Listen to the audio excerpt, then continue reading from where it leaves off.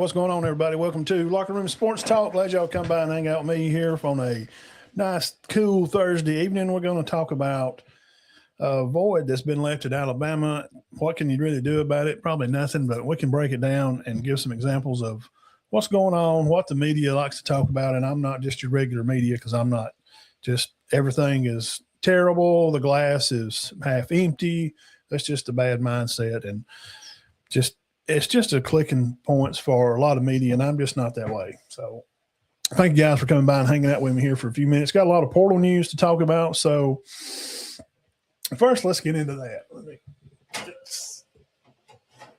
me fix them a lot. Okay. So who we got in here? I'm waiting for Jeff and all them to jump in. And so the thing is here, with such a large void that was left when one of the greatest college coaches of all time leave, you can expect it to be such a large balloon effect that when it goes away, there's going to be a large void left, right? I mean, you saw something as a college football fan, especially as an Alabama fan, that's not – I mean, it hadn't really ever happened before, except maybe there when Bear was there and he won 6. And now you're seeing it again all these years later. So – it built to such a high level. So now when anybody, whoever it was going to take the job over, it's kind of like, if you got only one child and it's a daughter, or probably any girls, if you had 10 girls, it probably wouldn't matter, but no guy is ever going to be good enough to date your daughter. That's just kind of the way it is, right? I mean, anybody out there, hey, raise your hand, hit the comments over here and say, yep, I understand.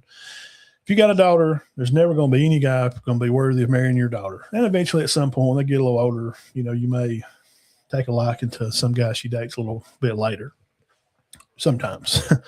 And that's kind of what you have here.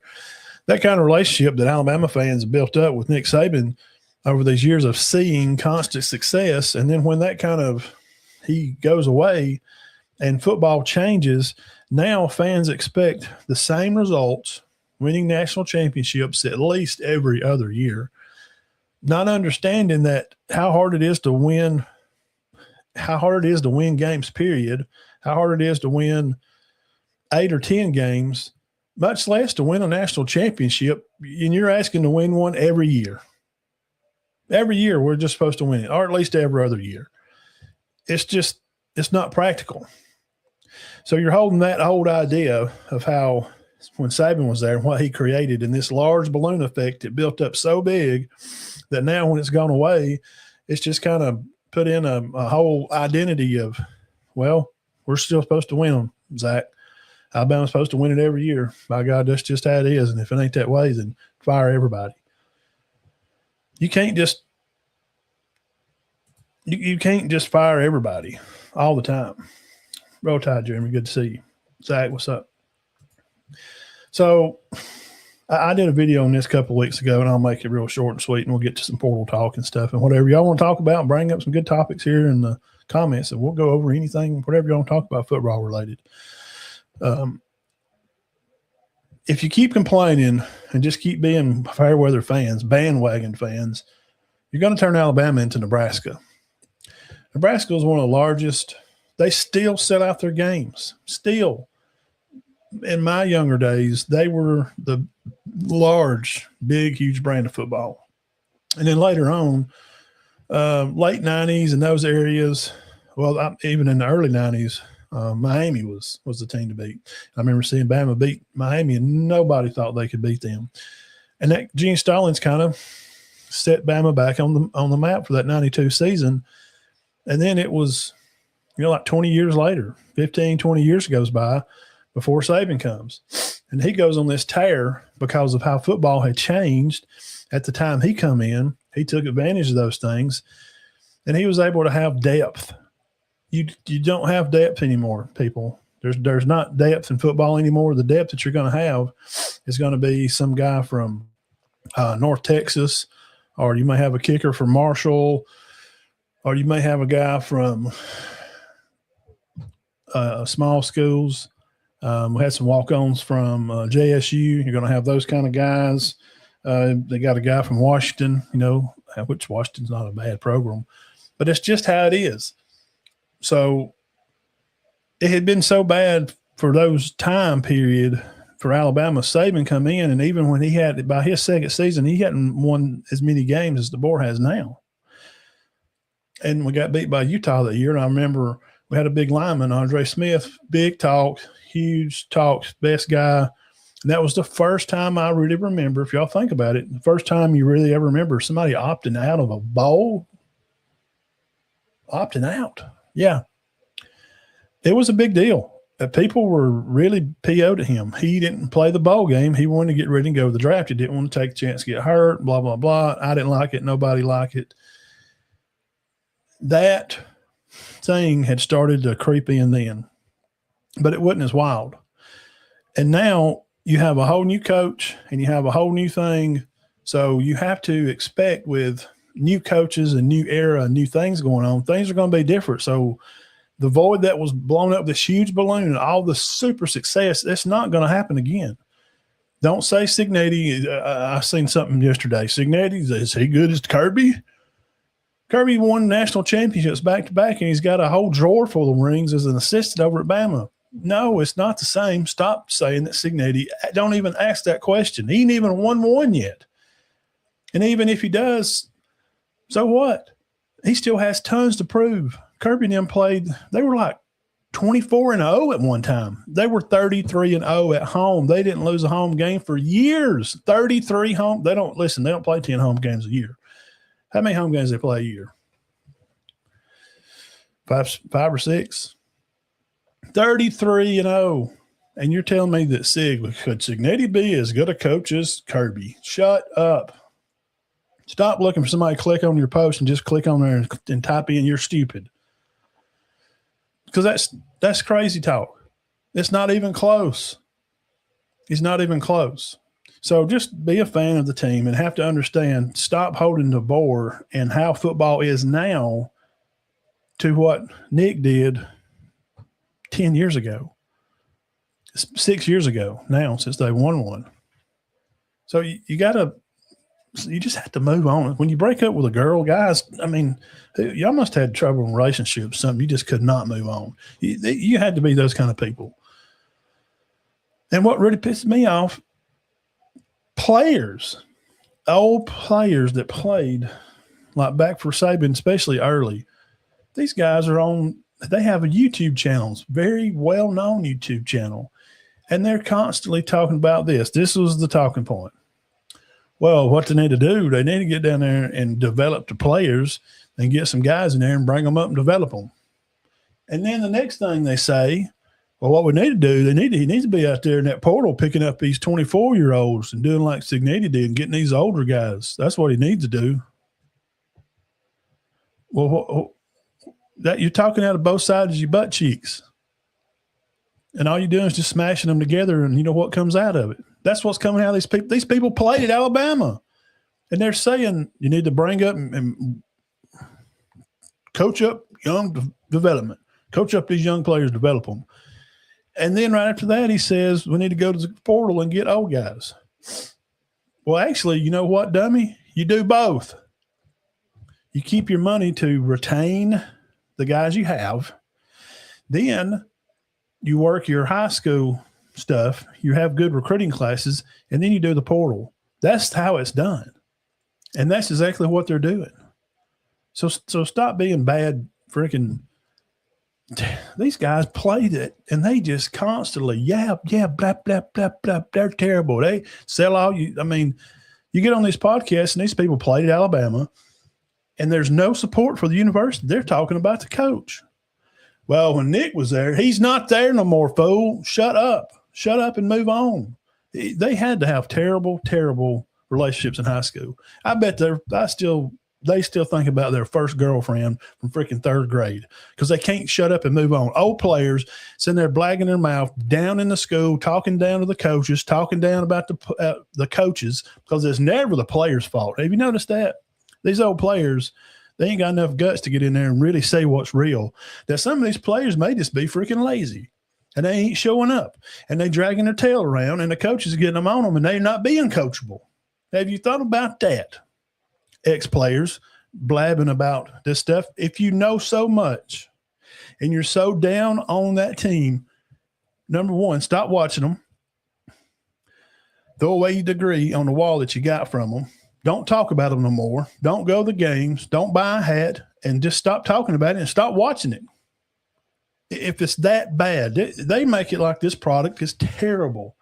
They won 11 games, and these players on these podcasts, Alabama players, blab, blab, just selling them all down the river like it's a terrible thing. They won 11 games. Well, they should have won it. How many games, honestly, do you think Saban would have won this year with this team? Let's be honest. Would he have done better? I don't think he would have. He may have. I'll go with this. I'll say this: they may have showed up better in the Florida State game. Nick probably would have been able to get in their heads enough in the offseason to not let them come out there flat like they did against Florida State. But other than that, I mean, what games? He couldn't beat Oklahoma. He's like 1-3 versus Oklahoma. I think the last time they lost the last 2 times I know. Remember the bowl game when Derrick Henry went off and had a great game that night, and we lost.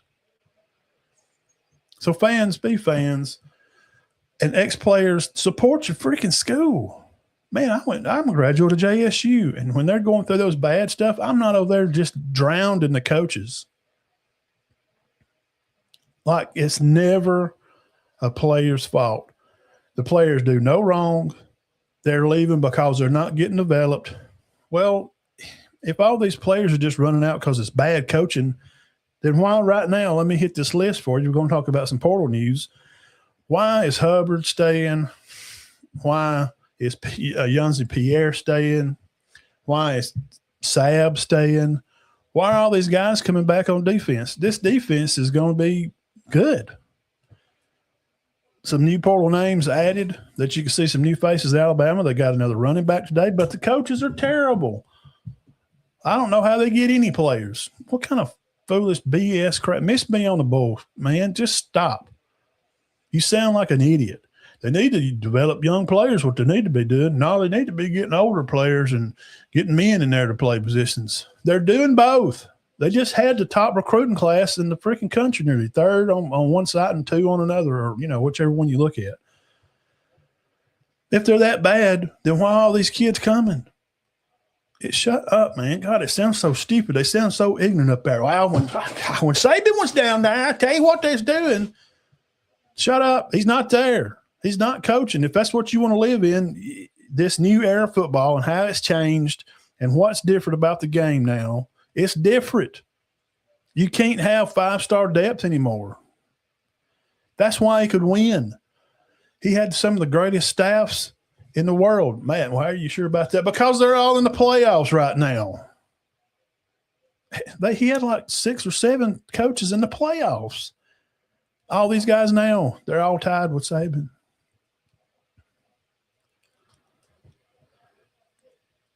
Come on, man. Those guys coached there. He had great staffs because Nick had a good eye for talent. And once the ball got rolling, he didn't have to do much. They just kept coming in. Just like they do over high school football relationship. I'll relate you this like Piedmont. Once Steve got over and won a little bit, they just come to Piedmont. They come on to Piedmont. When Benefield left up Plainview and went to 5, after a couple of years, he started winning. Benefield's went like years losing like 1 game. Because once you start winning, things just start happening. Kids are going to come because they want to come win. That's what happened. Didn't even have to recruit them that hard. He had good players.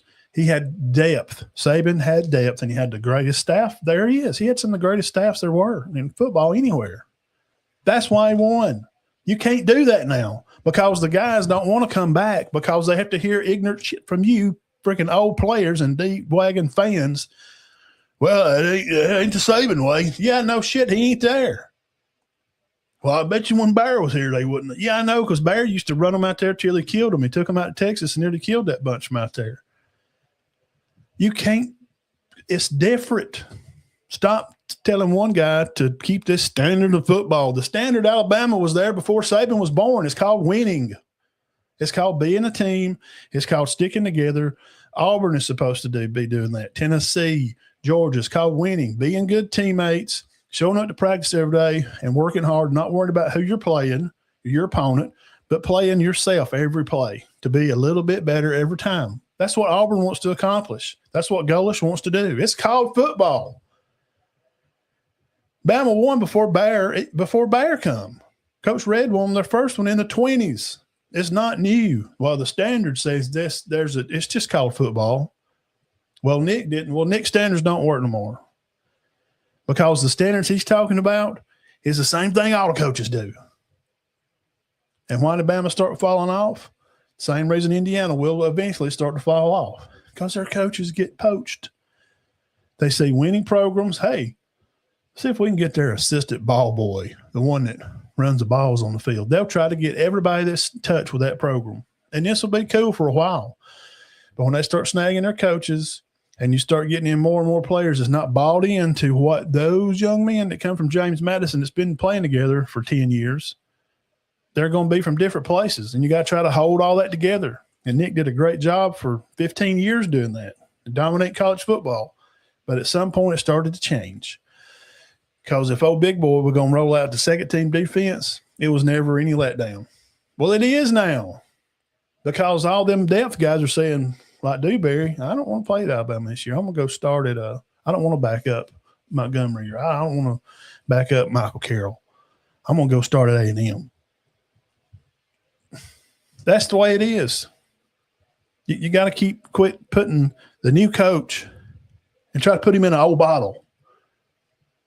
Old Coke is great. It was great. We remember going and getting the bottles and putting the quarter in the machine and popping the top off and putting the peanuts in there and drinking from a glass bottle. I grew up in it. I love that. But new Coke come, and now you drink it, which I don't. I'm just making an example. It's what's new. If you don't like it, which I don't like Coke, I quit drinking it. So I'm not going to stand around here with a darn Coke. God, this new Coke's terrible. Right, it's new Coke, guys. If y'all had, it's just terrible. Another new Coke. God, this new Coke is. Don't watch the games. Stop buying their hats. Don't go to the games. Ex-players, get off the podcast. Stop making money off the backs of these players there because you're talking about them. Well, when I played there, when Nick was there, by God, he didn't let. Well, it's not there. It's different now. Move on. You're ruining the brand. Your mouth is ruining the brand. That's Bama had to go on a 15-year stint. That's why when Nick come in, even when he lost to Utah, it wasn't the end of the world. But see, y'all are used to coming out from these national championships every year. So if it ain't national championship, then it's not good enough. So what's going to have to happen now for all you fools, it's going to take another 5 or 6 years of Bama, I guess. Just we're going to go back to the Bows, and I remember Coach Price and all them, Coach Curry. Is that what we need to go back to? We need to go back to 6, 7, 8 win seasons and just be mid. Just be the regular old middle team that just lays around in the middle of the conference, and it's bad for 5, 6, 7 years. And then when another coach comes, because you run him off because you can't shut up, then he comes in and starts winning some. Well, he was the answer. No, it's just after a matter of time, things will start to change and rebound because some of these fans will stop forgetting. And once you start winning 8 or 9 games, it's an improvement. If Auburn wins 9 games next year, they'll throw a party. They may roll the whole county down there at Auburn. They may roll every tree between there and 30 miles up the road to the interstate. They may roll everything if they win 9 games with Golish. Because they've won 10 games in 2 seasons. And you old hair-lip freaks are talking about it ain't good enough for Bama. He lost 4. And Saban wouldn't have lost them. They won 11 games. They went to the playoffs. It was improvement from last year. These people are freaking insane, man. What are we doing, Zach? Yeah, Golish will be the dang governor. Let Auburn win 9, 10 games. They will set the place on fire down there.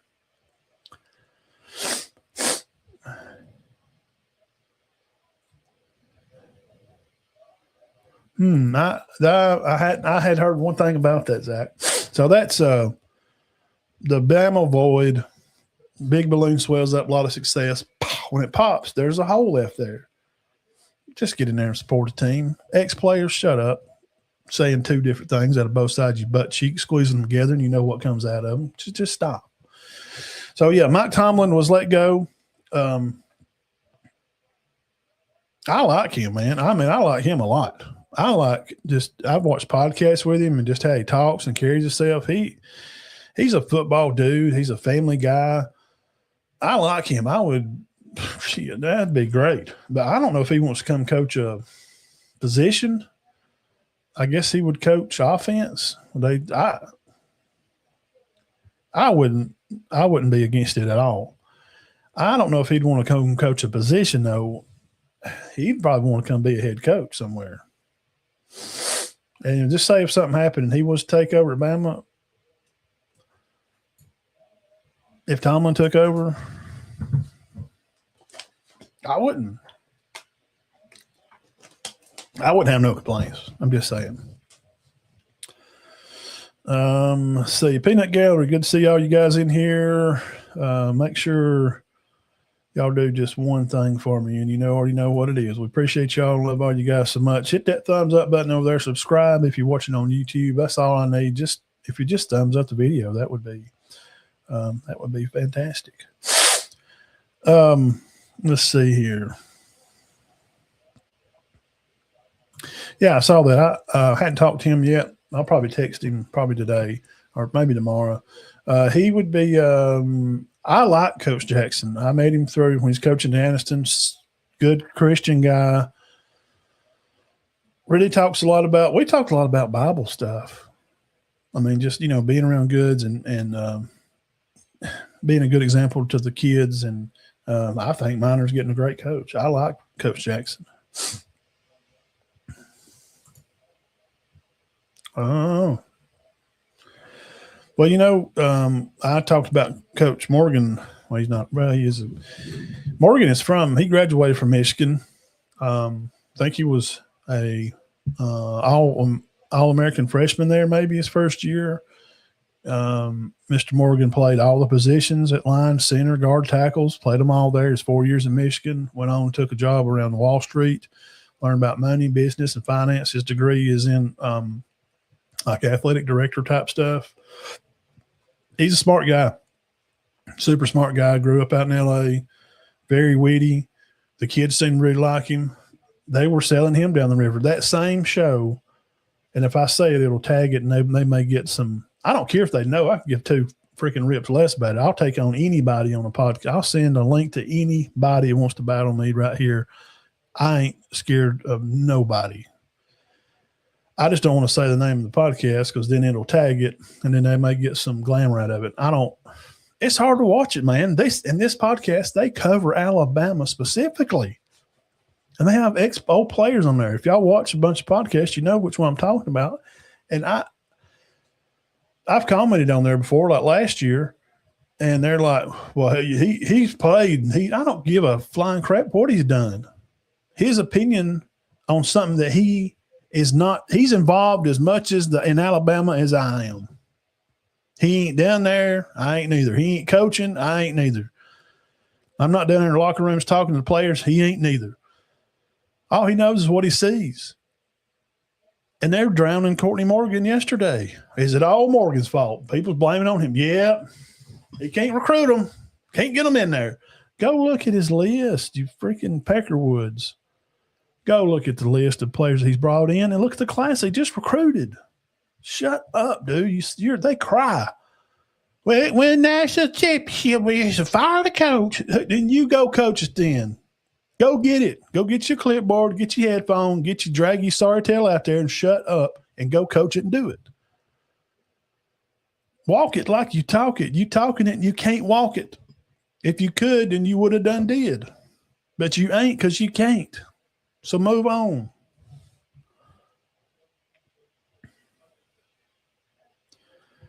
No, not them two. That's the one with the date. They tell truth. They tell truth on that one. I like Trent, and AJ says exactly the same stuff I do. He's like, they're just soft. They don't want to play hard. You got some guys in there. Some of them's not being coached up good. Probably so. That's possible. And you also got some guys out there that don't want to be coached up.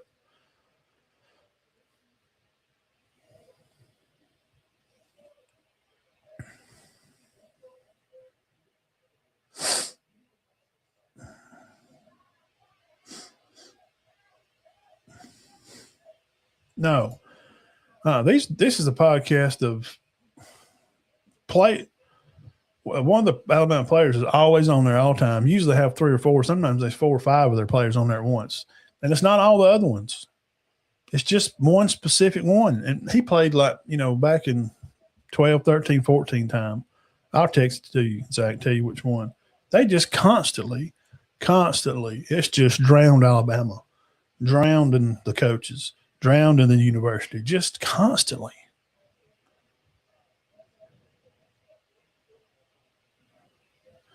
Yeah, AJ took over the Birmingham Stallions, put together a good group, got Matt Corral as quarterback there. I don't know. Talking about AJ McCarron, took over head coach of the Stallions. And I keep up with AJ on podcast stuff and follow him on Twitter. I think he'll do good. Just my first reaction, just seeing how you ask without me thinking too much. I think he'll do good. He knows how to win. He knows you got to, be able to evaluate. It's not just evaluating talent. It's about evaluating the players that you need that fits your style of football, that fits your style. What's up, bro? Mr. Garcia. I think true the NIL is putting a damper on true talent as every kid cares about their ego more than anything now. Well, absolutely, sir. I cannot agree more. Thank you for coming by. I appreciate it. Appreciate you coming by, man. Yes. Now, here's the thing with NIL, and I'm not saying you, Pablo, not at all. Just a good topic. I'll put it back. You made a good point. When you start paying kids for something that they ain't done yet, Pablo, I don't know how old you are, if you in your 40s or 50s like me, we'd go push mow yards around the neighborhood and get, $5, $10. I never got paid till I got done doing the work. That is a problem. It causes a lot of trouble. But now I want to take up for some guys. Us fat boys, linemen, we don't see this money. We don't see these $1 million contracts. Some do. Some of your top linemen, I think DeBerry got I think he got 1.2, 1.3 to go to A&M. See what I'm saying? I think he got pretty good payday. But most average, good linemen, they're $500,000, something like that. Maybe $750,000. But in them, probably their average is, $250K. When these receivers and stuff, quarterbacks making $4 million, and without us, $250,000 fat boys, quarterbacks ain't winning nothing. So everybody's not doing it for a bag. It's not. And I'm not saying that you say that. I'm just saying that on the other side of that, there's still Ty Simpson, for example. Miami offered him 6.5 to not go pro. He said he didn't want to be remembered as a bag chaser. He wanted to remember as his footprints and handprints being there at Denny Chimes. That's a true. He's a true one. Wherever you're in school at, if you got a guy that's sticking around is going to stay, like Xavier Atkins at Auburn, he could go anywhere. He was their best defensive player, had a lot of tackles, had plenty of sacks. He could have left easily could have left. He was way better than Falk. Falk didn't even show up and play this year. Ain't going to miss him. He didn't even show up. He's wanting to drag his butt. But you got to admire him, Atkins, at Auburn for staying. He wanted to stay. He don't necessarily play for the coach. He plays for the university. He's sold out to play for our Auburn. And that's the way it's supposed to be. You can find you a good coach and that kind of stuff, but, man, it's not about that. You're supposed to be sold out to the university. You're there to get an education. And you really enjoy what that brand stands for, and you want to go do something and be a part of that, because being a part of, like Alabama, for example, When you put that on a resume and you type that resume up and send it in, it gets your foot in the door, man.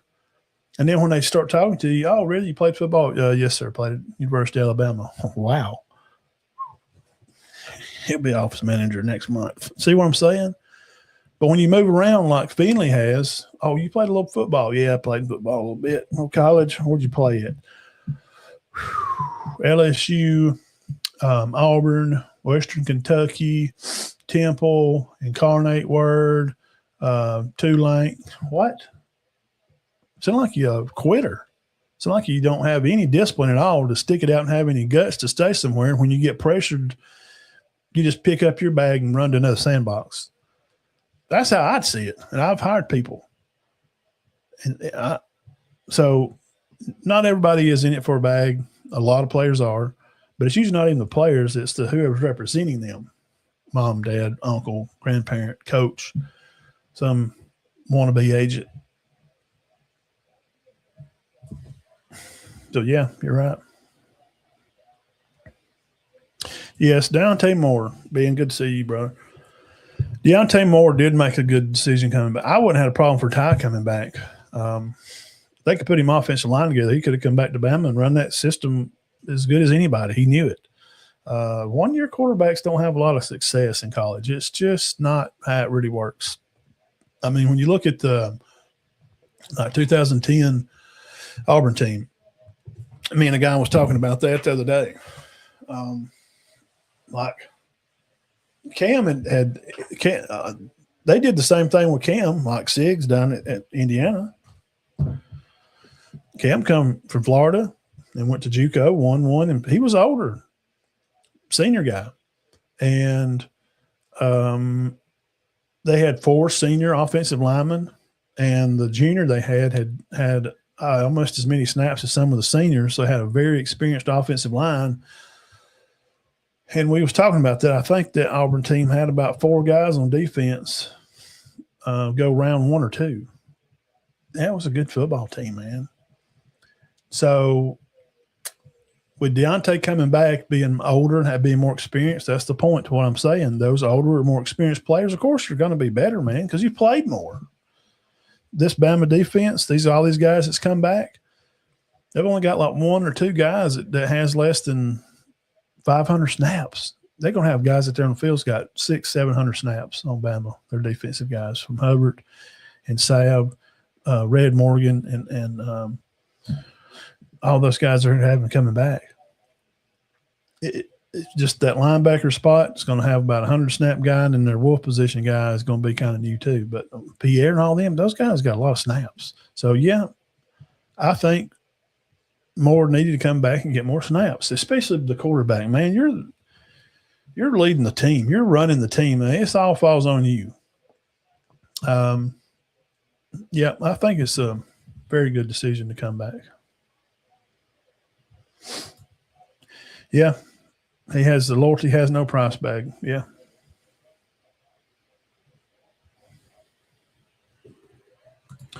Yep, they're all still well, they're not kids now. Now they're men. If you're 18 years old, to me, you're grown. For example, you would be folks think people hadn't been trying to talk to Ryan Williams, but his loyalty as far as yeah, you're right.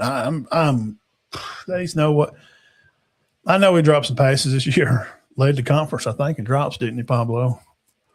I bet money people stowed him $3-4 million bags trying to get him to come.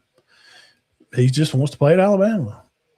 What's wrong with that? I'm telling you, me and Zach talked about this one day. All this is going on right now, guys. It's not going to last like this forever.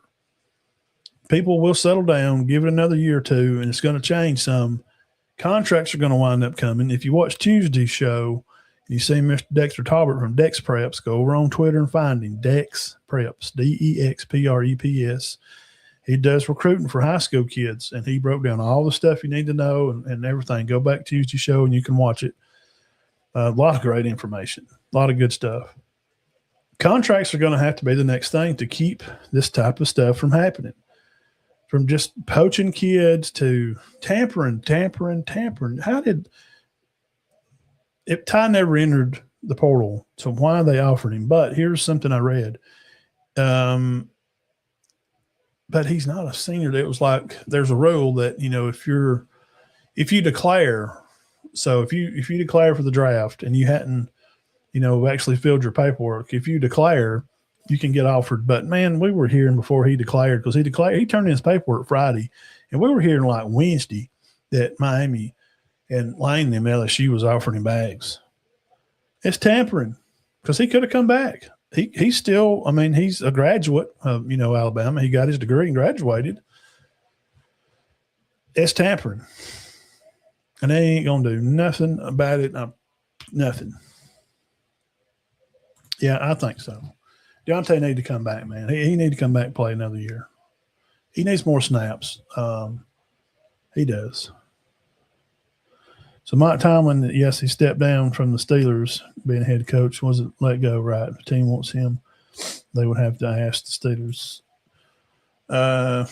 Well, I'm sure they were. The way I understood it, it was mutual. They were going to fire him because of the losing season. I think they're crazy. I think Tomlin's a great coach. They just fired Harbaugh from Ravens. These are two of the best coaches in the NFL.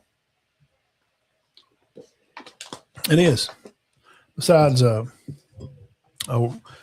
mustache Coach Reeves out there at Kansas City Chiefs for the mustache.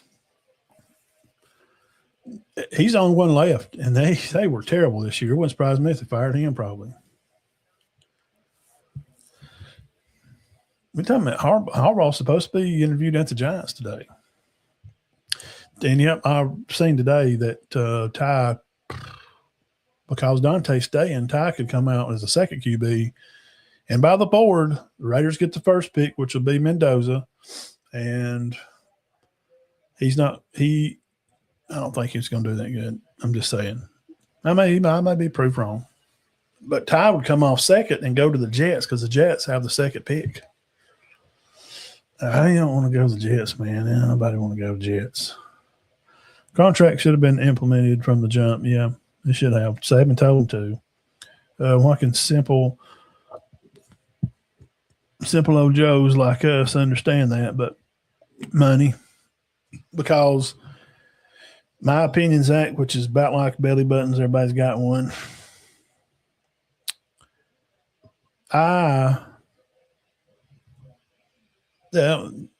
This is going to be a hot take. I think, and y'all can agree if you disagree. If you agree, hit a thumbs up. If you disagree, subscribe to the channel or follow me. The NCAA knows what's going on. That place is full of lawyers. They ain't won a case yet. They're like 0-7. Every time it goes to the Supreme Court, they get shut down. They ain't won a case. Why does it still go on? And old average cornbread people like us get it. They know, and they don't care, because it keeps people talking about college football. I'll never forget this. And this is going to sound really corny, and y'all can laugh. And if you think it's funny, hit the thumbs up over there. I remember, you remember Paris Hilton and Nicole Richie? They had some silly little show. My wife watched it a little bit, and I'd catch it. I'd be in the living room or something. Just watch a little bit, see what's going on with it. She said something. I don't know why I remembered it. And maybe she's not the only person to ever say it, but this has been 25 years ago, 20 years ago. She said, somebody asked her, like, they were coming out of a restaurant, and this was kind of like a reality show with Nicole and Paris. And it's like, well, this is bad news coming out about you, And she said, all news is talk. All talk is putting my name out there, good or bad. So no matter what, good or bad, what's going on in college football, people are doing this, talking about football. We're on here right now talking about it. Podcasts are full of stuff everywhere you turn. NIL. NIL transfer portal. They ain't going to fix it because it brings talk to the sport. Did you know this? In the regular season stuff, I seen some numbers here last week. College football hit an all-time high in TV ratings. All-time high.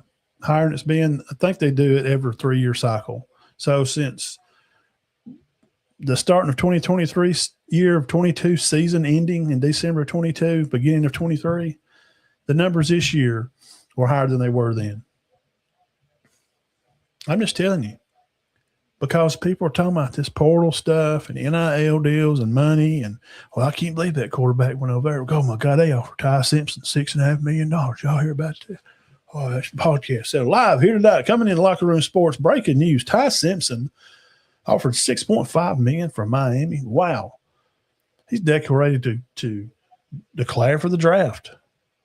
All SEC player, young man, stuck it out there. Wow, what a story. But do you know that if NFL, if he goes first round, 75th pick or better, he'll make approximately $8 to $10 million. A 50th pick will make about $12 to $15 million. So unless he goes under 75, he would have been foolish to come back to college because he'll make more money going pro and with benefits and that type of stuff too. Money that goes towards a fund like a retirement.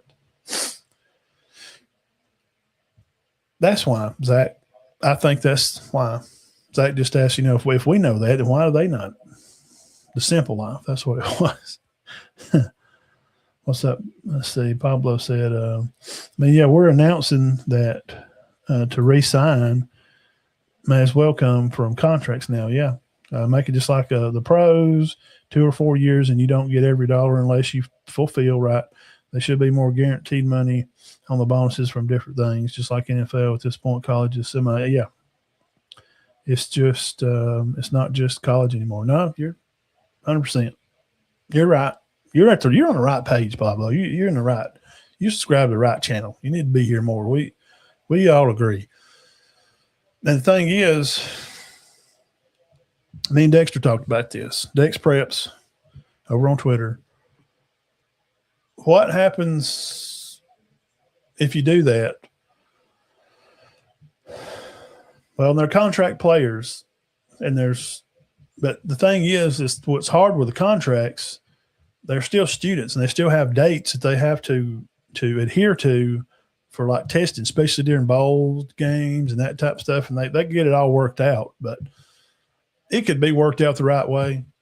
And also the portal. Why is the portal opening right here during the championship week?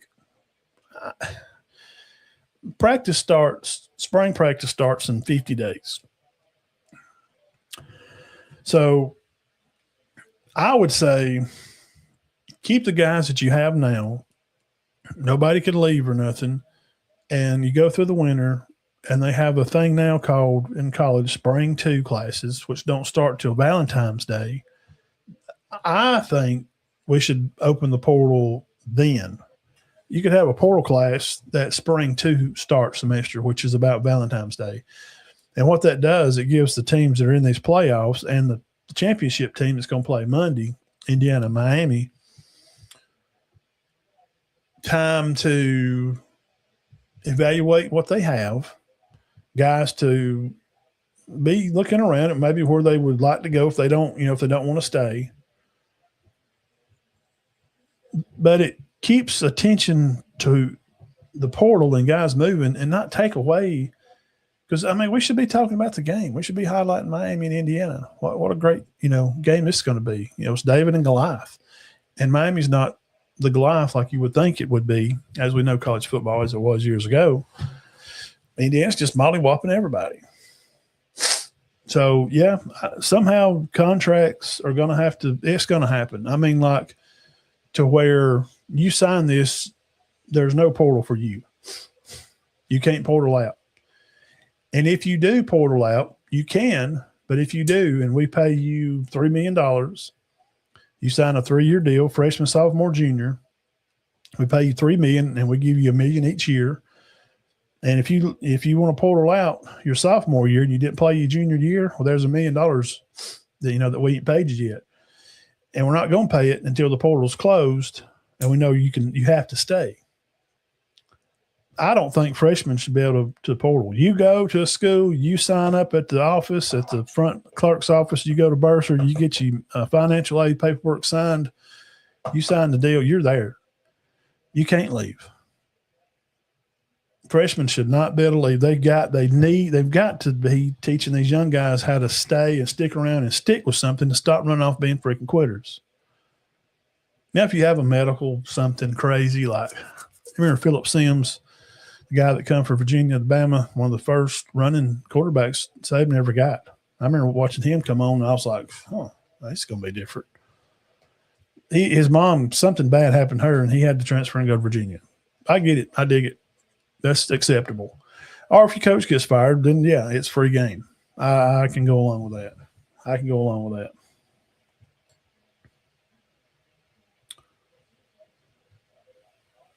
Yeah. I wish he could have come back and played, man. I like watching him play. Heck of a player, man. Heck of a player. John Simpson Drive.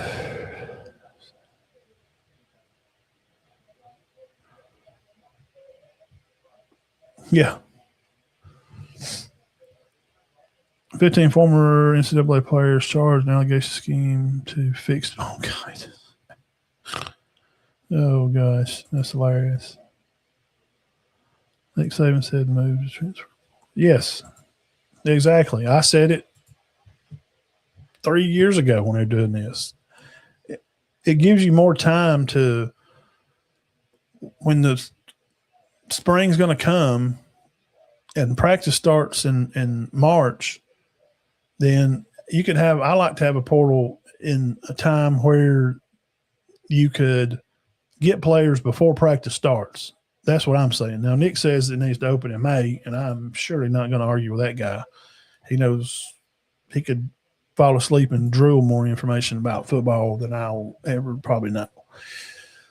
I think he likes it in May because he can work with his kids in the spring, and the ones you got is who you got, and you can see. Because right now, listen, guys, this is – some people don't know this, and that's fine. Not everybody does.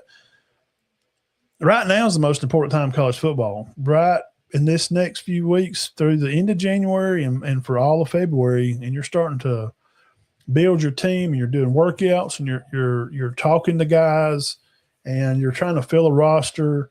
And it's 105 this year now, guys. It's not 85. I think Bama's only got 80. I think Auburn had 76. So they can have 105 players now. So when you seeing these guys getting walk-ons or 2 stars or 3, they're just trying to fill a roster out and have practice. Don't freak out because their top 30, is good players. You have a middle 30 that's these good 3-star, maybe a few 4 stars, but then that 1/3, these are some like no stars to 2 or 3-star guys. Because a third of about everybody's team has portaled out.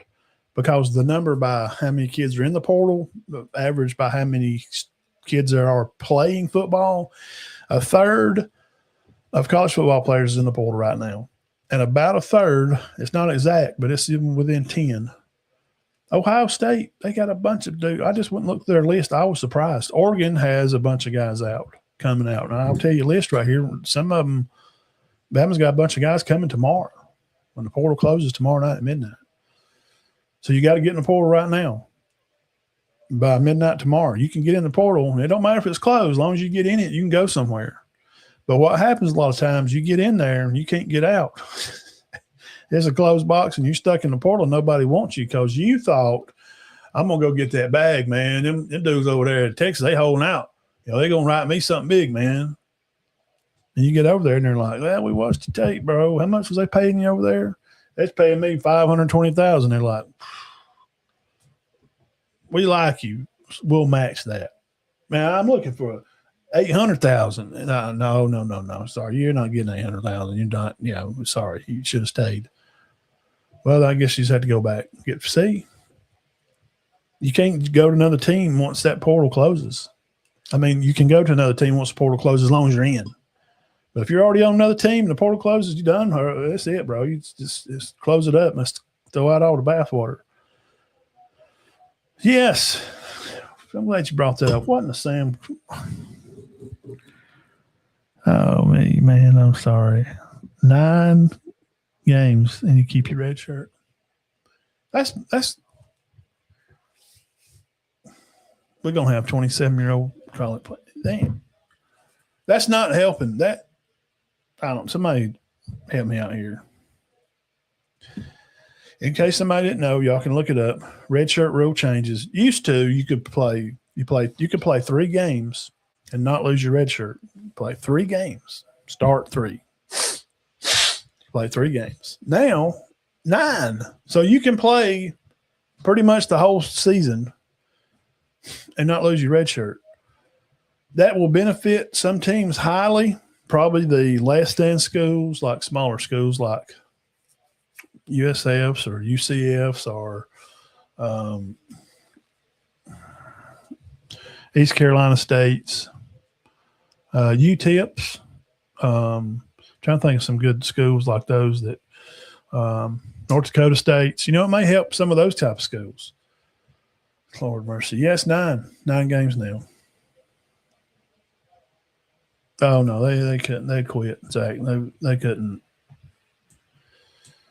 They wouldn't like what I had to say because it would be number one right off the bat. They ain't know you freshman. You're not transferring. No, just suck it up, man.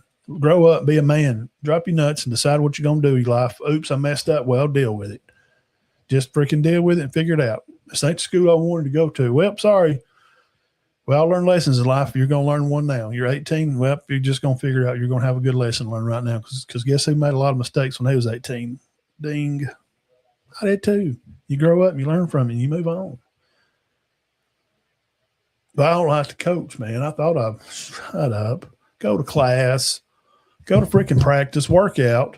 You get all kind of free clothes. You get free food. My God, man, y'all get everything handed to you already and you want more. Just shut up and enjoy your life and being young right now before you get old and get all kind of bills and kids and running in and out. And all you do is work all the time, come home, throw your work boots on the floor, throw your lunchbox in the kitchen. And I'd get up at 3 and go back and do it again and get home at 9, 10 o'clock. I wouldn't see my son all day sometimes for days. Just go see him in his bed at night. Enjoy being a kid in college. I freaking complain too much, man. These dudes is whack.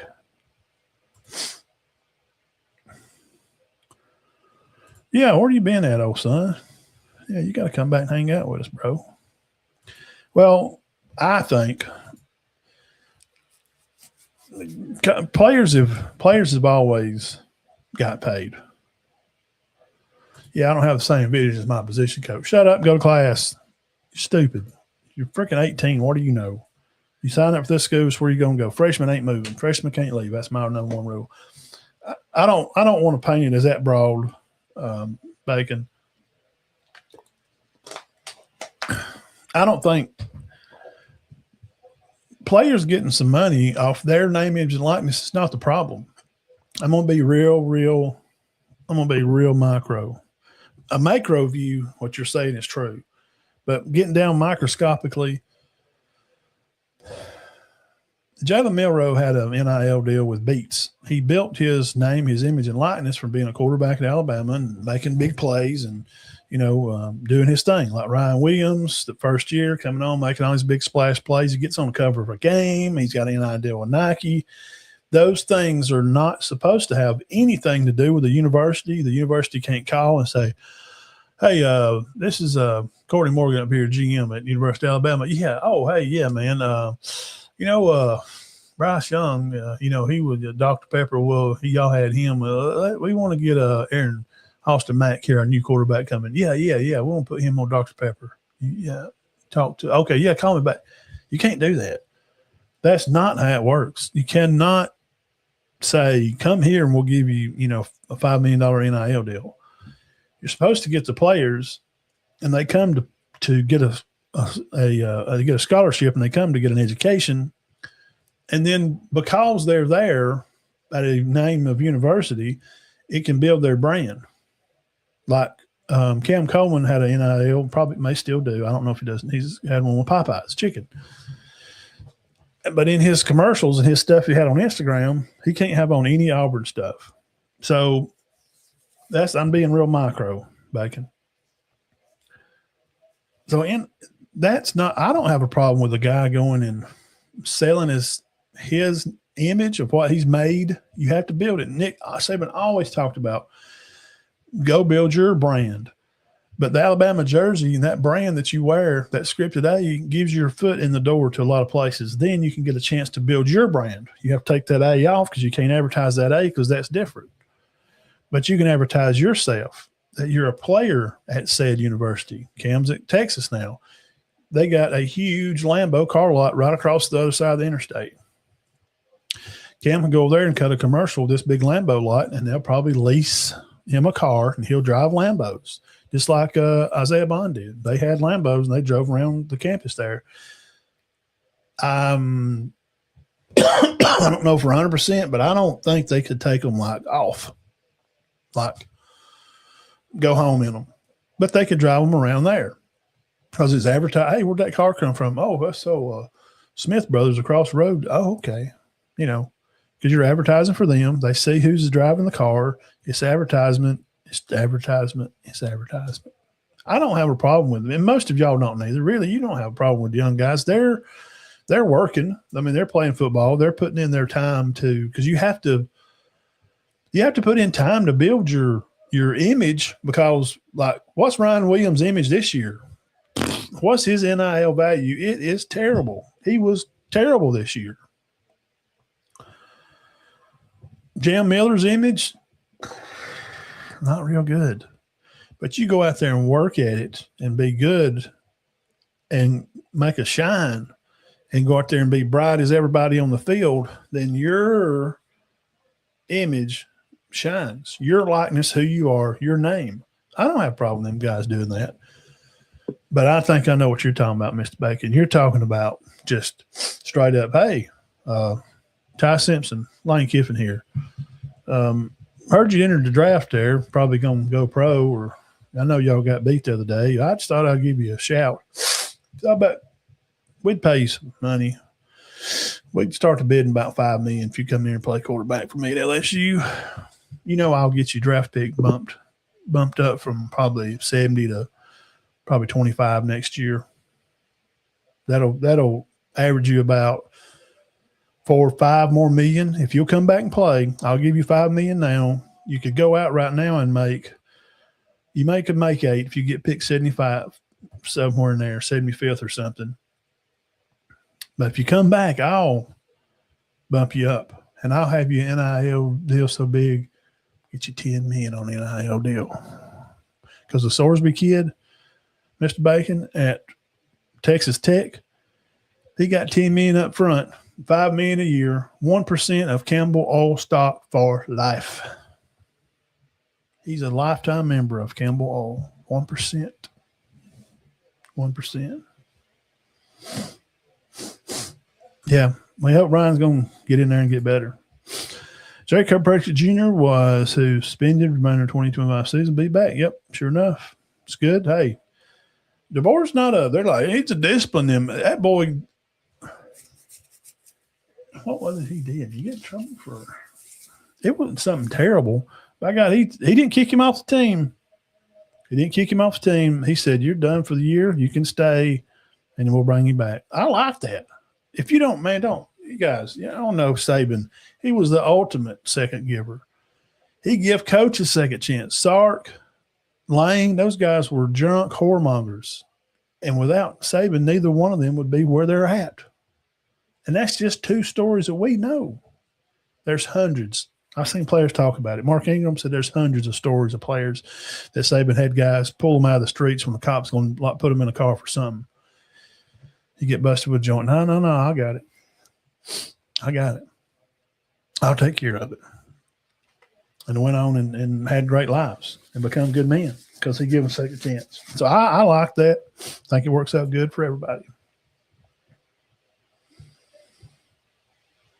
Will Anderson made a comment to Coach Saban. You see this, we're not. Oh, yeah, I did see that. That was good. So talking about some of these guys, Drake Kirkpatrick and them, coming back. Trayshawn Brown, guys, this is a tailback out of Texas, 5'10", 195 pounds. He was a top 100 pick out of high school. He run the ball some at Texas last year. There'll be another back to add to the room for Bama. That'll give him 5 in total. Also, Caleb Smith, he's a 3-star guy. The kid come out of Washington. He'll come on and probably play some defensive line for them. He may play a bandit position, maybe 6'4", 265, could.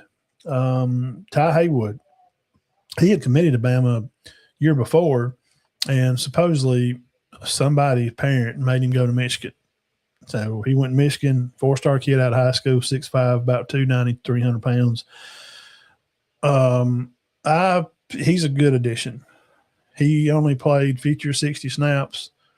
But if he's good as people said like he was, coming out of school where he was recruited by Bama already, he was a 5-star. Then he dropped down to a 4. After going to Michigan, he lost some of his luster because he didn't play a lot. This Noah Rogers kid, 6'2", 195-pound wide receiver out of North Carolina State. Yeah, Bama you need some people, man. You need some guys that – he seems like a good player. I think he can come in and probably contribute. He'll take the place of Horton. You know, Horton was a 500-yard guy. This guy's 450-yard guy. Yeah, we'll see. Not a bad addition. He was a top 100 player out of high school also. Another defensive lineman, Kedrick B. Jones, 6'4", 295 pounds. He was a 4-star kid coming out of Mississippi State. He's set for Alabama. And that's kind of that. Make sure y'all like the video. Subscribe to the channel if you'd like to. Hit those thumbs up from new people coming by, man. We sure do appreciate it. Auburn Tigers. A lot of players from USF. New guys that wasn't USF players that I've kept up with here last day or two. Auburn's added offensive tackle, 240-pound guy, 6'5", out of Oregon State, Jacob Strand. Guys, we the evaluation period and time, all that's kind of really over. It don't matter what their stars are. He's trying to fill out a 105-man roster. 105. You can have 105 on a team now. And most right now, I know between Bama and Auburn, they got about 75 or 80 kids right now. They had 85 used to be the limit. Now it's 105. So Auburn they just added a guy from Oregon State. We'll just say that. 6'5", 240, boom. I was kind of surprised this, man. They lost a running back, Alston. He headed out. He went to La Tech. He was a 4-star tailback. Played some last year. I liked him. I remember watching videos of him coming to Auburn. Played at, was it UConn? Where he come from?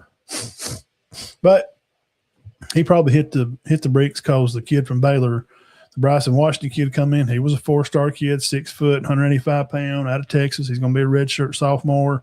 He rushed for 50 yards against Auburn, so that don't sound real good. But Auburn had a pretty good defense last year, so we'll see. You just got to you can pick and have fun with your rival school, Tennessee, Georgia, whatever. But right now, honestly, guys, there's a 105-man roster. When stars don't even – I'm just trying to put together a good football team. There's like 5,000 kids in a roster in the portal. And we're just trying to fill some players up just to find at least to go – golly, could you imagine getting on a computer and scrolling through 5,000 or 10,000 kids and trying to find – I couldn't imagine that these coaches – I would go nuts. Now, I know they have probably like grad assistants and some young players to look through, and some of the coaches that give them like, we're looking for this, this size and weight, at least narrow it down to 20, and then I'll get it, And so it's just luck of the draw. It's just luck of the draw. Yeah, quarterbacks wise, Tristan Tyler, 6'3", 180 pounds. He's a freshman. He was a 3-star kid playing out of California. Played at Oregon State. Auburn picked him up. They got to have quarterbacks, man. You can't have 2 quarterbacks.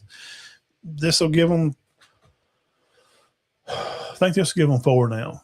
They have this kid, this Tiala guy, of course, Brown, and then they had the backup from USF, and then I think there was one of the young guys stayed. I don't know now. He may have.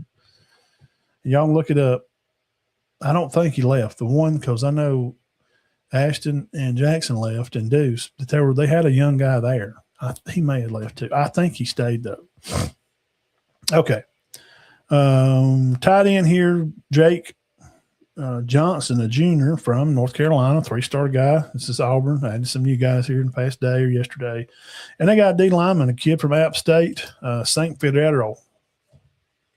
Guys, you just got to you got to have a practice team. You got to have bodies out there. And guys, you don't want to practice with garbage cans like small high schools do around the state. That's embarrassing. To be defensive line, have to do drills against the offensive line, you got garbage cans out there. You got to recruit people, man. You got to recruit people. Yeah. Auburn they lost everybody, man. They're in a bad spot, and he's added some guys. Look, and Gullish his system and how he plays worked well down there in the AAC conference, playing Memphis and North Texas and those top schools. And the way football is now, and I don't mean this respectfully, I don't mean this as a shot at Auburn at all, because I just talk about this a lot, how different football is. Football has been watered down for 10 years, at least 8. It's been really different, man. You ain't seen the type. I did a whole little, 5-minute clip on, where's the Jonathan Allens at? Where's Rolando McClain's? Where's the Cam Newtons? Where's even a No Sean Marino, a Matt Stafford, or Marcus Lattimore's? Where's Javier Arenas'? And where's the Pouncey twin? Where's them kind of guys at, them athletes? This football is watered down a lot. So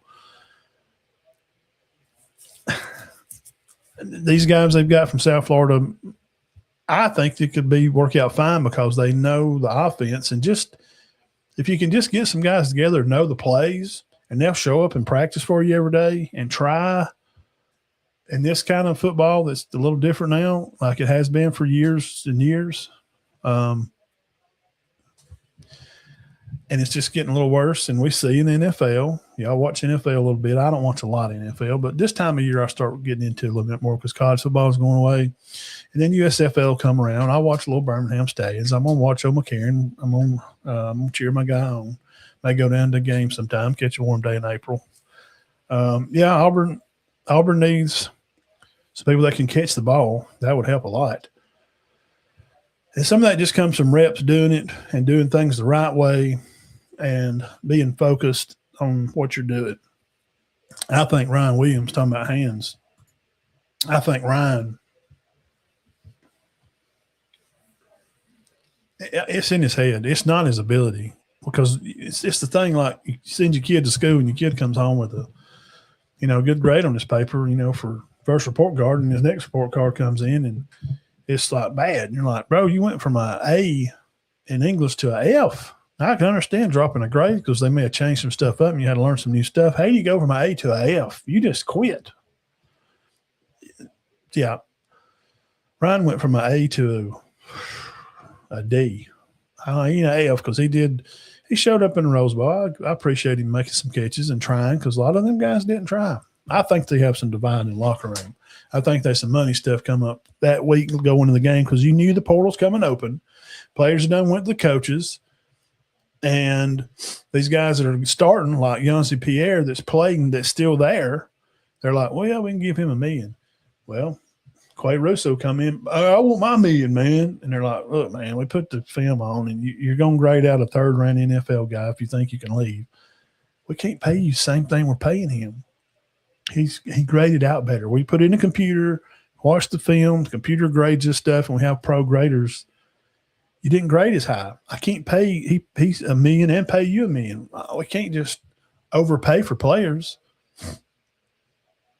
I know all the other 131 fans of other schools are not going to say that scripted A in New Jersey. Oh, I don't mean nothing anymore. Ain't no brand Alabama. We ain't got no band, Randy. That to them it don't, but it still does. They're just being foolish and just chirping because they hate Alabama because everybody hates Alabama. Why do you think Alabama games get the most views? It ain't because there's a bunch of Alabama fans. It's because all the other teams are hate watching. They're sick of seeing Alabama win. We have 4 years of Bama Clemson, Bama Clemson, Bama Clemson. People are sick of that. They don't want to see Alabama win no more. They're like, well, y'all had enough. You fat kid in the front, you just keep standing up there eating all the ice cream. Can somebody else please do something? They were never going to beat Indiana. They want some different blood in there, man. They want this fun story, something you can talk about on TV. Signetti, we can use that. He come from the Saban train. You know, they've been accused of pulling film from the cloud, looking at practices of other teams.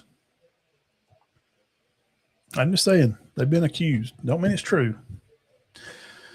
Don't mean it's true at all. It's sad, Zach says, how the Ashton Daniels red-shirted situation turned out for Auburn. Like, who's the better quarterback, Brown or Daniels? Spring could have decided that. I told Auburn fans when they didn't let him play the game before the Iron Bowl, you were messing up.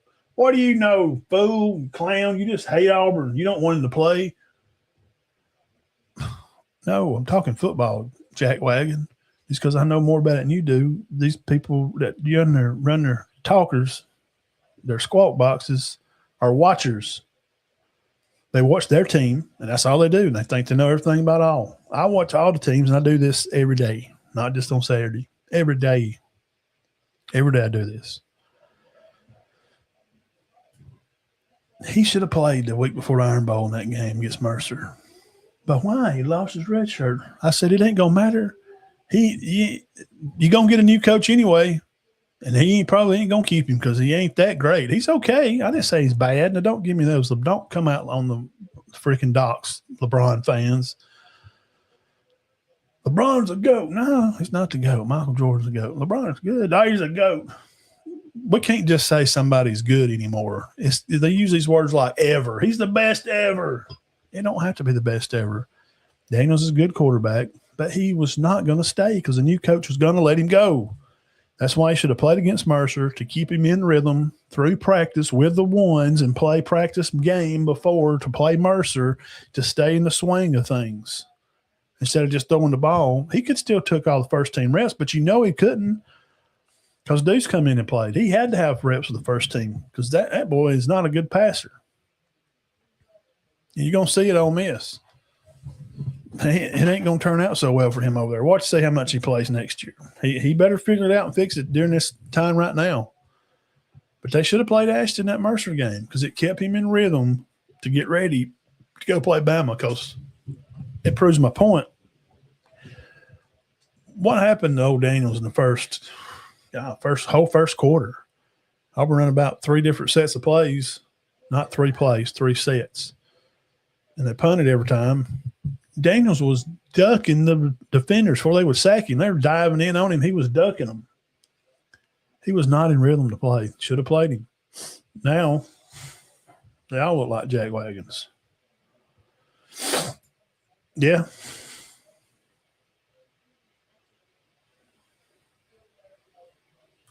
J.D. Shellnut. Yeah, I saw that. That would be. They need somebody, man. Auburn fans, y'all can't complain. You just gotta get it. Go dogs, sick 'em. I love that commercial. Ain't that commercial? That's freaking hilarious.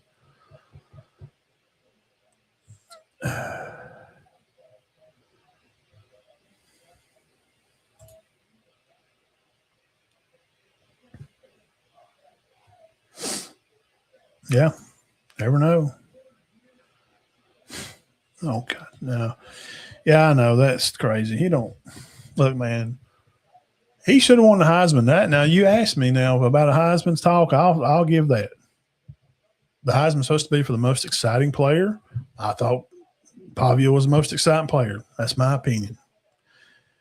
Now Mendoza should have won the Davey O'Brien Award, the best quarterback. I dig it, man. Yeah, he is a good quarterback. He processes well.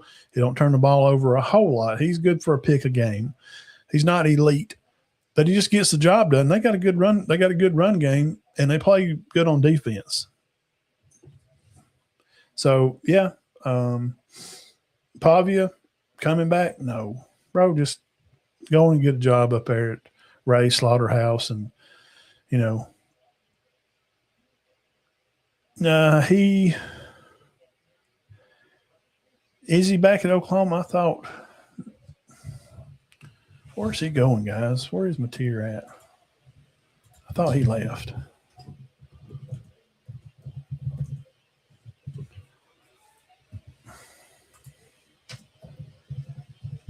I know Paubla from Missouri. He left and went somewhere. Peyote from Missouri.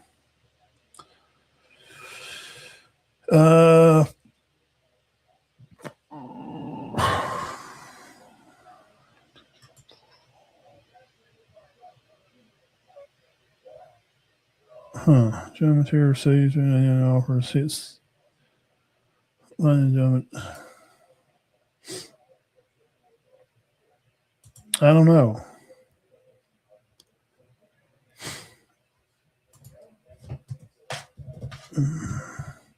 Trying to make sure he ain't in there now. Go back to John Material. 1 hour ago, officially returning. Okay, thank you, Ben. Officially returning for 2026 season. Oklahoma QB will officially return as a Sooner this season. The team announced today. Thank you. All right. Yeah, absolutely, man. Look, hey, what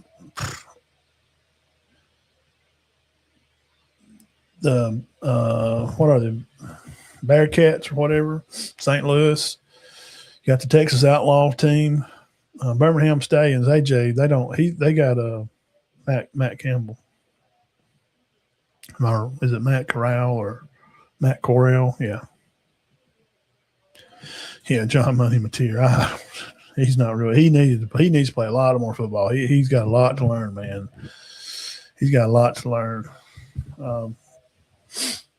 Man, what a good time we've had up here tonight. We're just breaking it down, having a good time. I like it. What else is there? Yeah, portal stuff. And linebacker Styles joins the Buckeye Stars, declaring for the draft. Moore opted out. He's going to stay. Virginia Tech dropped the James Madison game due to that new ACC schedule. Coach Fish of Washington heartfelt talks about keeping Williams the quarterback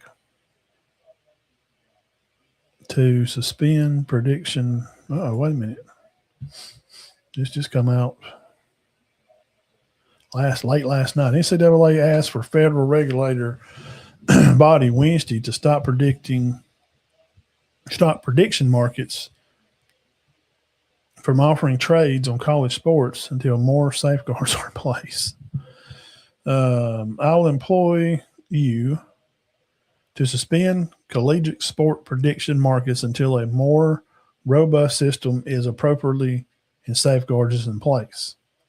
Baker identified several areas where he believes prediction markets need additional safeguards: age restrictions, advertising restrictions, and bodies such as NCAA restrictions on prop bets, harm reduction in resources, and anti-harassment measures.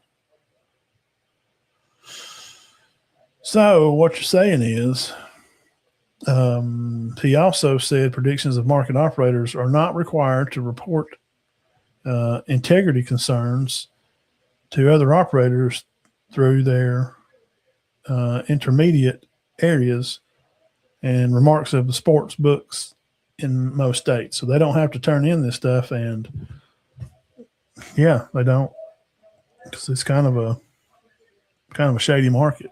So-called prediction markets are offering what anyone can see is unregulated betting on college games. We need federal regulations to stabilize. No, we don't. I'm from the government. I'm here to help. Ronald Reagan said that's the worst thing you could ever hear. Major sports leagues have so far been split on the questions of prediction markets. NFL has expressed its concerns about the industry's rise to Congress, while the NHL and UFC have inked deals with college and prediction market companies Polymarket. Mark Ingram, Dominican Sue, Aaron Donald enter College Football Hall of Fame. That's pretty awesome, ain't it? I think was Trent in that class too? I saw Trent Rich on there, maybe not. Yeah, congratulations, Mark Ingram. Shoot, man, he is Mr. Alabama, well deserved. He don't you don't see nothing about Mark Ingram like these other busters over there at Alabama. These other wannabe old school dudes that thought they won one and there's something special, or some buster running back that nobody really knows who he is except fans. He's out there, running his teeth and spilling out garbage all over the place, down in his university, down in his brothers and players in Crimson. Mark Ingram's a real one. Mark Ingram just, hey, look, we need to run the ball. Yeah, we need to get better up front. But he ain't on there. Man, them coaches suck. They need to fire everybody. Don't forget to text me, Zach, and I'll tell you what podcast it is off air. So that's some news. Congratulations again, Mark Ingram, on College Football Hall of Fame, and Dominican Sue also. Wow. Yeah, that Dominican Sue. Whew. Man, good Lord. Pay for play. Oh, here's the CSC. This come out yesterday evening. CSC, my sense is that the vast majority of schools want to sign this deal. But I suspect if a school wants this, you're thinking, why am I going to – well, I had blocked it. And you're thinking that why am I going to stick my neck out if other schools won't also sign it, Seeley said. If there is or there was a time to stick out your neck, it's now. In late November, the CSC, talked to somebody about this the other day, they said CSC is not even real. It's like, dude, I talked to a guy that recruits freaking high school players. We talk about this. The CSC is real. It's College Sports Commission.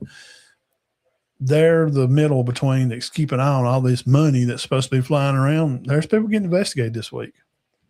So here it is. The CSC sent out its university participation agreements, an 11-page document that all 68 schools from the 4 largest Division I conferences need to sign for it to go into effect. It outlines the CSC role in the monitoring how schools pay out the $20.5 million that all schools have that they're allowed to spend on players' name, image, and likeness, and looks, and how the CSC regulates its third-party payout players. That goes to all sports. That's not just football money. Volleyball, rowing team, soccer, baseball, all of it, basketball. But the most continuous part of this agreement is language that forbids schools from suing the agency. Texas Attorney General Ken Paxton is directing that states' schools not to sign it and called the arrangement a power grab. Other than state AGs followed suit. On Tuesday, school president Arizona, Washington VTech, and Georgia Bulldogs released a statement urging the colleagues to sign anyway. Stability is not created by new rules alone, but by willingness to live by them, the statement read. Let's read that again. Slow down. What'd you say, Matt?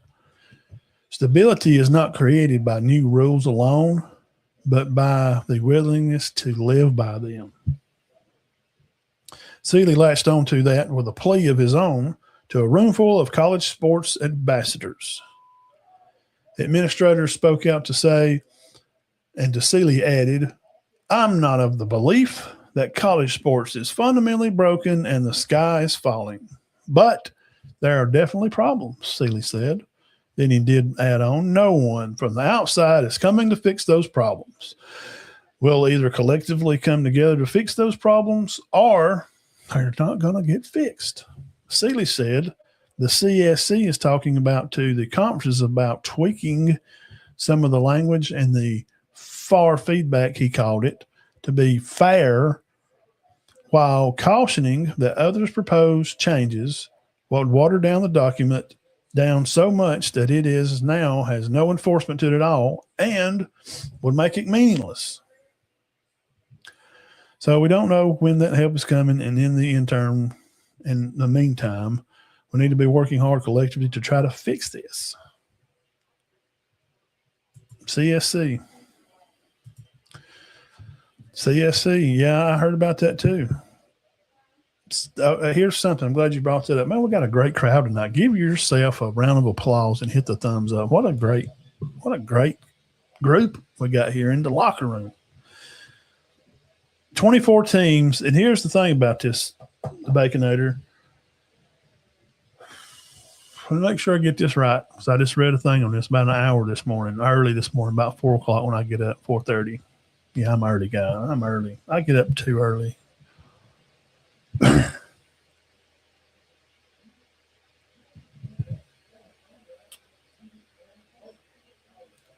Petitti's running this, the Big Ten commission. He's running it. Greg Sankey thought he was going to be big boss and come in with his chain outside his shirt. He's going to come in and be, gangster. Greg Sankey, SEC. Petitti said, tuck that chain in, man, when you come in my room. Don't come here that chain out. Oh, sorry. Yes, sir. My bad. You sit down over here. Yes, sir. Go ahead, Mr. Petitti. Mr. Petitti says, all right, look, man, here's how it's going to be. I'm running the Big Ten. I'm running the nation now, college football, and all you going to shut up and do what I say, because here's what's going to happen. What's going to happen is I'm going to let you fools go ahead and play that 16-team conference next year, but it won't be for 2, because if I sign and go for 1 year for the 16-team next year for this 26 season, 27 and 28 will for sure be 24-team. We're not messing around 2 years and 16-team, and I won't sign it. We'll just go 24 next year and not even do 16. And that's what I'm agreeing to. I'll agree to 1 year of the 16-team playoff, but not 2, because we're going to 24. Well, good gracious, Matt, why? All right, see you, bro. Appreciate you coming by. Sunday at 6, we'll be back on talk about the title game. So what are you talking about? Well, because you know what he's trying to do, because if they even go to 16 teams, because we all know we could look at the top 16 by the end of the year, who it was. How many Big Ten teams was in there? Not a whole lot. I mean, Illinois, Iowa, Oregon, Ohio State, Indiana, 5, 6. USC wasn't even in the top 16. He's wanting to get all his Big Ten teams in these bowl games. They're going to feel all the bowl games is going to be SEC versus Big Ten, or Big Ten versus ACC, or Big Ten versus Big 12. He's squaring off the market right now. He's drawn the line in the sand, and Sankey has to tuck his chain in and tuck out something else between his legs when he gets in the ring with him, because Petitti is running it. Petitti told Sankey, you will play 9 conference games next year, Greg. Oh, yes, sir, Mr. Petitti. We're going to get to 9 right away, sir. We're working on it. Yes, sir. You're playing 9. We played 9. Oh, yes, sir. I know. And yes, in your conference, I know they have unranked teams. Like you have about 4 good teams and the other 20 are garbage, but I understand, sir. Well, our schedule and ranking, Zach, tell them what the overall ranking of strength of schedule for the conference is for SEC now. It's going to be about 7th with 9 conference games being played. Big Ten already has played 9 conference games. What is their strength of schedule by conference already? We're talking about strength of record, blah, blah, blah, the teams they play, the win and losses, records of the teams they play from the mighty Indiana, Ohio State, Penn State, Oregon, maybe Michigan too. That's it. 47th, because their middle teams, those Rutgers and Marylands and UCLAs and whatever, they're bad. Our middles are like – our middle this year was like Tennessee, LSU, maybe like a Florida, Miami, Mississippi State. Jesus Christ, what am I getting? 46 notifications. Somebody must have committed. So, yeah, what's the whole point of that then? Bama's got a lot of visitors tomorrow. Bunch of linemen. So, yeah. Sankey's bowed his head to Petitti. He's running the league. Big Ten's not their middle teams are they're really bad. Like their middle teams are like Arkansas. Like they got like six or eight teams that are they don't have. And they said, well, man, they still had 6-6 records. They went to bowls or. But what talent's on those teams? Like, do you see any like NFL guys coming from Jay Lorenzo, Minnesota, John Sky, tackle, Rutgers? What? No, I don't know. Do you know any guys from Minnesota? Rutgers is like announcing who they are and where they're from. They're from freaking Rutgers or Minnesota's or ain't none from Indiana. Them dudes, they're already too grown. They're as old as the NFL players now. They already beat up so bad in college. The NFL ain't gonna want them. So that's what's going to happen. 128 team playoff. It starts September and it's going to include in January. Last season opener, you're done. Yeah, lose the season. Well, if you're going, this 24-team playoff, what it's going to be is you 3 or 4 lost teams are going to get in. It's going to be so watered down. Auburn couldn't score very well. If they could have got Nix to call plays for them, their defense was pretty legit last year, man. Auburn was top 5. They were 7, 8, 5, 6, 7, 8 all year long in defense, nationally ranked defense. Bama was between 5, 8, and they finished 9 overall in the nation, 9th ranked defense. And I think Bama will be good next year with the guys they got coming back. Auburn's going to be in. They got their DBs, the guys that had experience. Champ Anthony and them. Strode left. I think Pleasant left too, which I didn't like him. He's a flag machine. He gets penalties all the time. Auburn's going to be in a tough spot. They may be able to score the ball because all the offensive players they got that knows how to play for Coach Gaulish. But I don't know about stopping. I don't know, man. It's going to be an interesting year. Come back Sunday night and we'll yak about Miami, Indiana. Y'all be thinking about it. Get your scores ready to go on the page, everybody.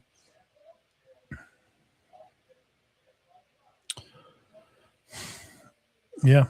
And one of those 7 non-cons has to be a Power 5. You got to have a bye week. So, yeah. You got to have a bye week in there somewhere. Like, you got to play 9 SEC teams automatically. Then you have to play 1 Power 5. So Bama's playing Florida State, for example. They always play a Power 5 somebody like Wisconsin's or, What it's going to hurt, guys, this is what it's going to hurt. The regular people like us are just regular old working Americans that just trying to pay the bills and buy some groceries and sit here on our phones and watch your big head here talk about football. I appreciate it. We're just trying to get by and make it. And the only games we can go to as fans is to spring games. Well, they've cut that out. Thank you, Auburn, for bringing back a spring game so people can go to a game and watch their players that they love. Some of them that stayed and hung around Auburn, they want to go see them. These kids want to see their favorite players.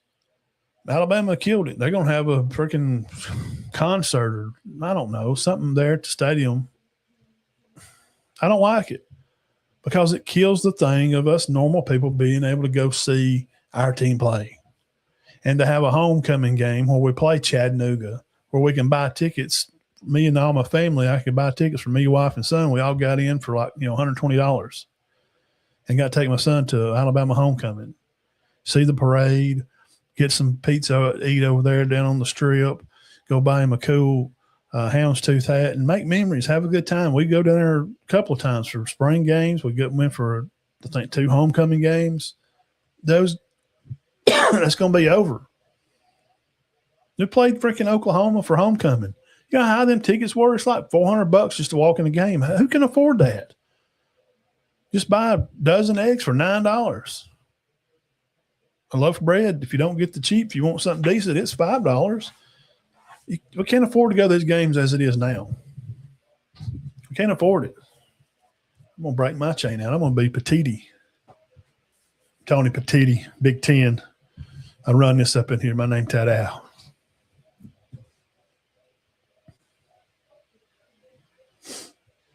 Yeah.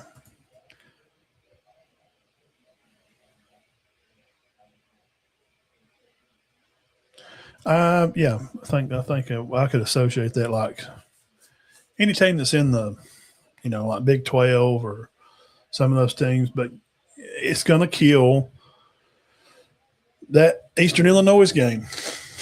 It's going to do away with the Bama and Chattanooga games. So where you can afford tickets to go to those games, man, I can't. It just got hard, man. Just got tough. All right, we've been in here long enough tonight. I've bothered y'all enough, I guess. We appreciate y'all for coming by and hanging out. It's been a good show, man. This is y'all. Show's good because of y'all. So I'm gonna hit the thumbs up. Let me go hit the thumbs up right now. I'm gonna hit the thumbs up myself right here for y'all. Boom, right here. See that? Bam. I'm gonna go in the comments.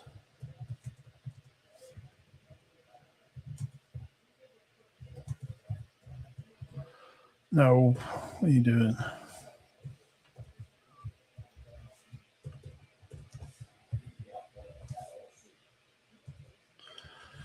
Appreciate all of you. Love y'all very much, man. Been a heck of a ride tonight. Over and hit some love over there. Appreciate y'all. We'll be back for Big Show Sunday. The Big Show. Indiana, Miami. We'll break it down. We'll lay the case out in front of the court, being you. And we will make our guess and our judgment based on good evidence. So y'all do your studying. Go get some evidence up. Yeah, I know. We don't want to go to a losing game, do we, Zach? And study up and tell me who's going to win it, man. Let's get some good evidence. Is Carson Beck going to be able to have enough offensive weapons? Is Miami's defense, are they enough to slow down Indiana? Is Mendoza just too much of a psycho killer, completing, 70% of his passes, 80%? Is their run game going to be able to hold in there? How's Indiana's defense do against Beck? Because Miami's got a good defense. I mean, Indiana, well, they do, but Indiana's got a good defense too. Their D-backs ain't that very good, but can Beck push the ball up the field and expose Indiana's DBs? That's all they're lacking. Just somebody they'll throw the ball around on them. Bama could have done it, but they couldn't get the line to block. Can Miami run the ball, and can Indiana? They're going to have to stop each other run games a lot. It seems like Indiana's they've had the easier path getting there, and they've been able to score the points on the teams. So Miami's going to have a tough time, I think, too. I just don't know if I trust Beck enough. I don't know if he's got enough juice to, lead the team out there late in the game like they did. They did it though, man. They beat Ole Miss that way, but this ain't Ole Miss. Ole Miss ain't Indiana. That's what worries me a little bit about them. Beck worries me a little bit. If he can hang on late when the game stays, it's just going to be about when the game's close, who can keep getting up and not quit. Say, okay, just one more series, man. Let's just go out here and do one more series just for us, man. That's what it's going to be about. We'll break it more down. We'll get down in the weeds with it. We'll get up under the hood, look under there deeply. Guys, appreciate y'all, and we'll catch you Sunday night live at 6. May get Diamond Dean on here. He may be freed up Sunday. We'll get here and talk about Indiana, Miami.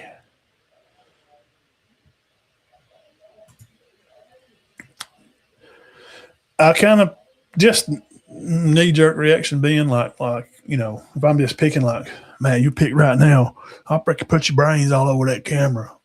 If I'm picking right now, I'm picking Indiana. I would. I'd pick Indiana right now.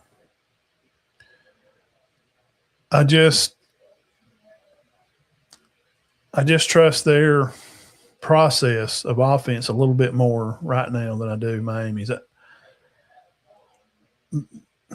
Beck, man, he'll get in there and screw one up on you. If he has one of them nights, man, I've seen him do it. He'll go in there and have a 2 or 3 pick night game. And of course, if he does, they're beat. But if he can take care of the ball and they can run it on Indiana and get up, keep up in that 100-yard rushing area and keep the ball like they did with Ole Miss, they just didn't give in Ole Miss the ball. They kept the ball a lot. They had the ball over 30, nearly 40 minutes, I think. And no matter how good you think Mendoza is, and I don't think he's that good, but however good you think he is, if he's on the sidelines and you're, just tick, tick, tick, tick, ticking down the field, they can't win if they ain't got the ball. They can't win if they ain't got the ball.